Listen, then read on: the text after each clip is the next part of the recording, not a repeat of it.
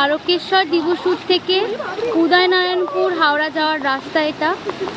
এরকম ভাবে রাস্তার হাফ ভেঙে গেছে সেটা।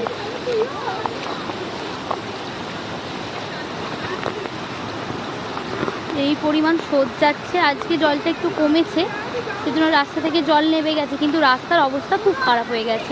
বেশিরভাগ জায়গার রাস্তায় হাফ হাফ করে ভেঙে গেছে। মেন রোডের রাস্তার অবস্থা এই যে দিবসুর কালীতলা, শ্মশান কালী পুজো হয় যেখানে, এখানে রাস্তায় হানা হয়ে গেছে, এই যে ভেঙে গেছে।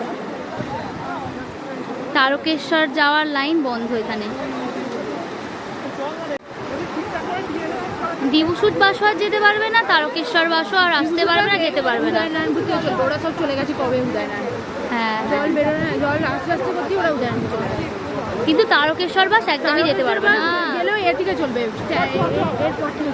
এরপর থেকে ওই দিকে যাবে। কিন্তু মানুষ এই দিক দিয়ে ওই দিক দিয়ে যেতে পারে, মানে পুরোপুরি এখানটা জল কমে গেলে সবাই নিচের দিক দিয়ে যাবে, নিচের দিকে রাস্তা হবে। কিন্তু বাস তো যেতে পারবে না, যে পরিমাণে হানা হয়ে গেছে। এরকম ভাবে সাইকেল